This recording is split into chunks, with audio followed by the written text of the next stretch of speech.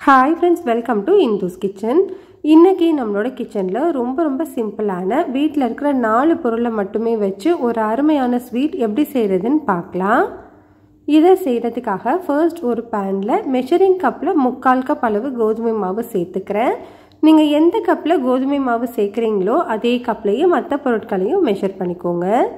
3/4 cup அளவு கோதுமை மாவுக்கு 1/4 கப் அளவு கடலை மாவு சேர்த்துக்கோங்க. இது ரெண்டையுமே ஸ்டவ்வை லோ டு மீடியம் ஹீட்டில் வச்சுட்டு ஒரு 2லேருந்து 3 நிமிஷத்துக்கு வறுத்துக்கலாம். அதுக்கப்புறமா இது கூட 1/2 கப் அளவு நெய் சேர்த்துக்கணும். நெய்யை ஒரே நேரத்தில் மொத்தமாக சேர்த்துறாம இந்த மாதிரி கொஞ்சம் கொஞ்சமாக சேர்த்து நல்லா ஈவனாக வறுத்து விட்டுக்கோங்க. நம்ம எடுத்து வச்சிருக்கிற 1/2 கப் நெய்யையுமே மொத்தமாக சேர்த்துடணும். அதை கொஞ்சம் கொஞ்சமாக சேர்த்து நல்லா கலந்து விட்டுட்டே இருக்கலாம்.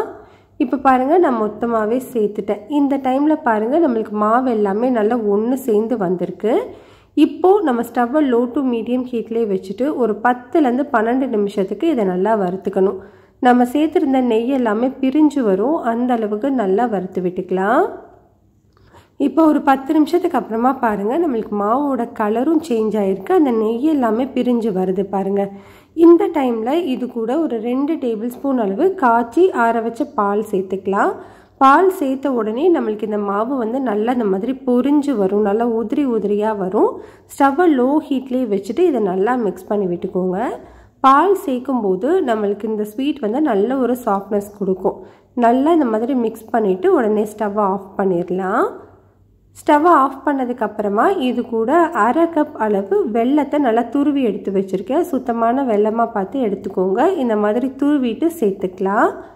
இப்போ நம்ம இந்த பேனில் இருக்கிற சூட்லேயே இந்த வெல்லம் நல்லா உருகி வந்துடும். அதனால் நல்லா மிக்ஸ் பண்ணி விட்டுக்கோங்க. ஸ்டவ்வை ஆஃப் பண்ணதுக்கப்புறமா தான் இதை செய்யணும். சப்போஸ் உங்களுக்கு மிக்ஸ் ஆகாதது மாதிரி தெரியுது அப்படின்னா மட்டும் ஸ்டவ்வை ஆன் பண்ணிவிட்டு ஒரு 2 நிமிஷம் மட்டும் ஹீட் பண்ணிவிட்டு ஆஃப் பண்ணிவிட்டு மிக்ஸ் பண்ணிக்கோங்க. நல்லா மிக்ஸ் பண்ணதுக்கப்புறமா இது கூட ஒரு 2 ஏலக்காய் மட்டும் தட்டிட்டு சேர்த்து மிக்ஸ் பண்ணிக்கிறேன். இப்போது இந்த ஸ்வீட்டை நம்ம ரெடி பண்ணுறதுக்கு இந்த மாதிரி ஒரு பிளேட்டில் நெய் தடவி வச்சுருக்கேன். நீங்கள் கேக் டின் இருந்ததுன்னா அது கூட யூஸ் பண்ணிக்கலாம். நம்ம சேர்த்துருந்த மாவு எல்லாமே சேர்த்துட்டு இது எல்லாத்தையுமே நல்லா ஈவனாக மிக்ஸ் பண்ணி விட்டுக்கோங்க. இப்போ இது மேலே கொஞ்சமாக நட்ஸு சேர்த்துக்கிறேன். பாதாமும் முந்திரியும் சேர்த்துக்கிறேன். இது ஆப்ஷனல் தான், விருப்பம் இருந்ததுன்னா மட்டும் சேர்த்துக்கோங்க, இல்லைன்னா ஸ்கிப் பண்ணிக்கலாம். இதை நல்லா ஈவனாக பரப்பி விட்டுட்டு லைட்டாக ப்ரெஸ் பண்ணி விட்டுக்கோங்க. இப்போ இது கம்ப்ளீட்டாக ஆறட்டும். நல்லா ஆறினதுக்கப்புறமா நம்ம பீசஸாக கட் பண்ணிக்கலாம்.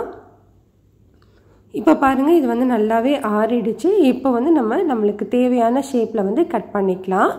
சப்போஸ் இது உங்களுக்கு கஷ்டமாக இருக்குது அப்படின்னா நீங்கள் மாவு எல்லாமே ரெடி பண்ணிவிட்டு சின்ன சின்ன உருண்டைகளாக கூட உருட்டிக்கலாம், லட்டு மாதிரி. அதுவும் நல்லாயிருக்கும். இப்போ பாருங்கள், நான் கட் பண்ணி எடுத்துட்டேன். அவ்வளோதான், நம்மளுக்கு ரொம்ப சிம்பிளான டேஸ்டான பர்ஃபி ரெடி ஆகிடுச்சு. கட்டாயம் ட்ரை பண்ணி பாருங்கள். டேஸ்ட் அவ்வளோ சூப்பராக இருக்கும். இந்த ரெசிபி உங்களுக்கு பிடிச்சிருந்ததுன்னா லைக், ஷேர், சப்ஸ்கிரைப் பண்ணிக்கோங்க. கூடவே பெல் பட்டனையும் கிளிக் பண்ணி ஆளுங்கிற பட்டனையும் கிளிக் பண்ணிக்கோங்க. அப்போது தான் நம்ம போடுற வீடியோஸ் எல்லாமே உடனே உங்களுக்கு நோட்டிஃபிகேஷனில் வரும்.